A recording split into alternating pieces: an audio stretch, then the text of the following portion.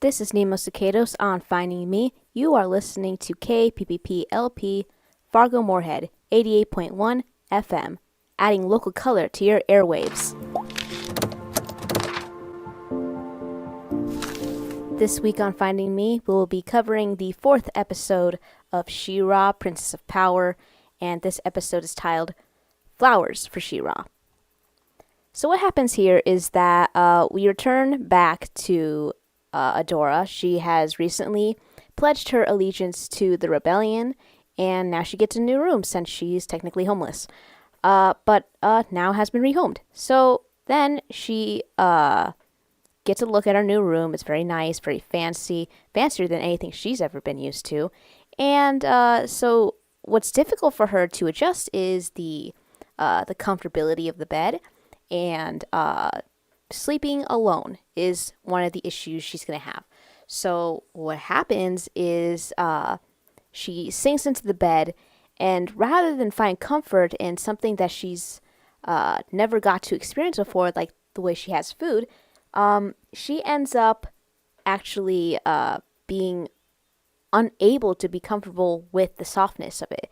So she beats the bed and destroys it in her attempt to get comfortable. So, because what she's trying to do is replicate the feeling of the hard bunks of the bunk bed. While it might seem cruel to make someone sleep something on that's really hard, that's just how she's comfortable now, and there's nothing that will probably change that for anything. So now she is unable to sleep on this really fluffed up bed, and also she's all alone, and you can tell that she's really scared about being by herself in this room, because usually she's surrounded by other people, and she's also sharing her bed with Catra, and now she doesn't have that. So then we learn later on, after she's decided, like, okay, I can't rest right now anyway, that we go to the meeting of the princesses, and she accidentally sits in the wrong chair and realizes that she has sat in the chair of Angela's husband, Micah. And she's like, oh crap, faux pas right there. And Glimmer helps her get seated into a open seat that is reserved for her anyway. And then as we wait for the meeting to go underway, for any newcomers, we see Spinerella and Netossa, which is supposed to be the one of the two LGBT couple icons, I guess.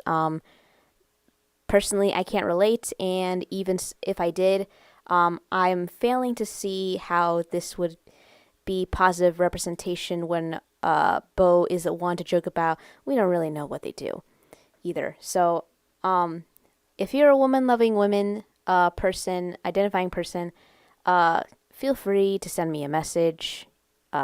Speaking of which, you can leave a 3-minute message at 701-566-0917. Tweet us at media_PPP, or to me directly on Twitter at Nemo Potatoes. If you're on Facebook, I am also at Nemo Potatoes along with Instagram, or you can just email me directly at nemo@kppfm.com. So, moving forward, we outside of canon, Spinerella and Netossa in this first season are not really an obvious couple.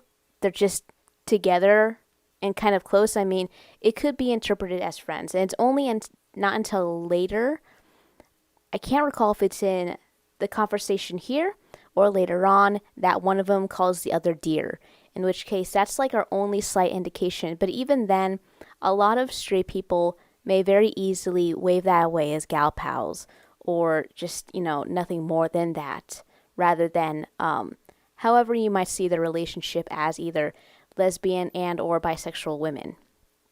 So meeting goes underway. Angela starts to lay out the plans, and then she starts asking for any proposals of how to move forward in the rebellion. Glimmer raises her hand, and Angela is already ready to reject any proposals because apparently Glimmer's problem is that she always wants to fight the Horde. And that's not how Angela operates because she is quite in fact a coward, or at least she has no other plans to do so, to engage the Horde.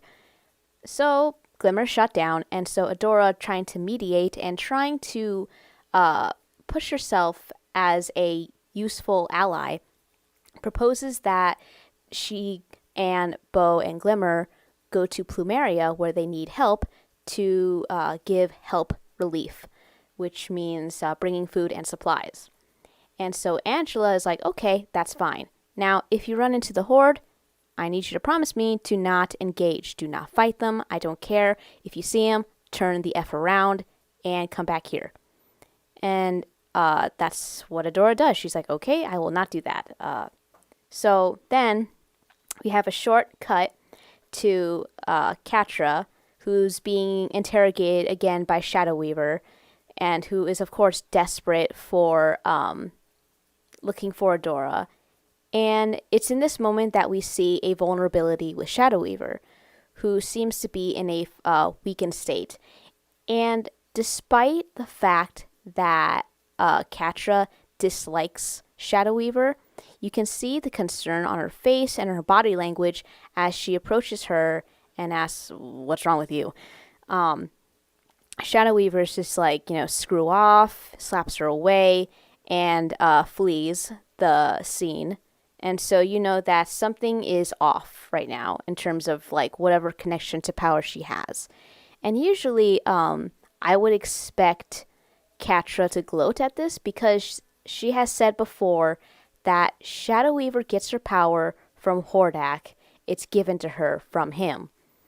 And she is nothing without him, or whatever. But in this case, she's actually quite concerned. Now, is this because Shadow Weaver raised her? Most likely.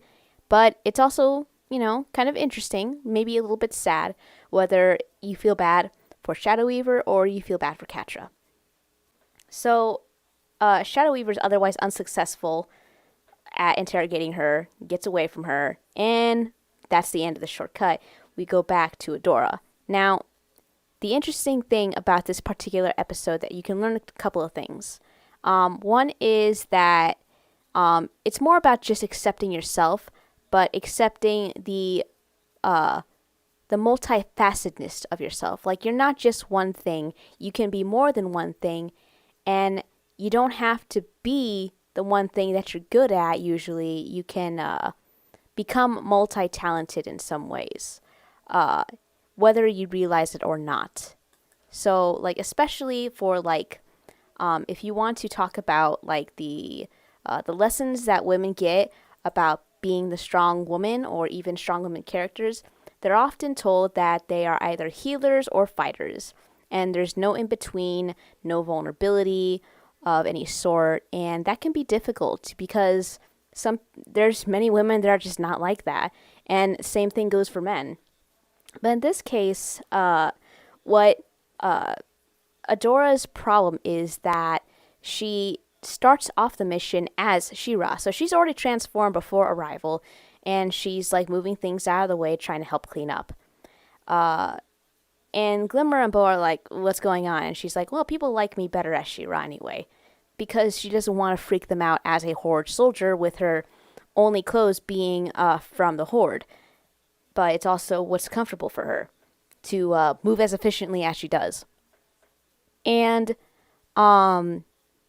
because she's trying to, like, get used to this power anyway, she's like, not a big deal.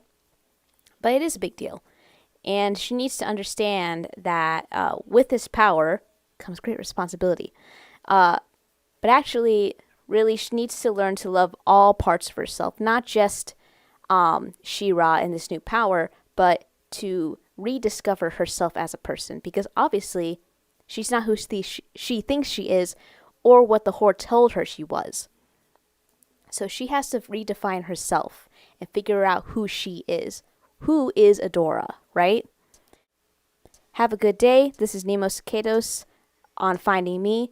You're listening to KPPP LP Fargo Moorhead 88.1 FM, where we are adding local color to your airwaves, or at least the queer ones.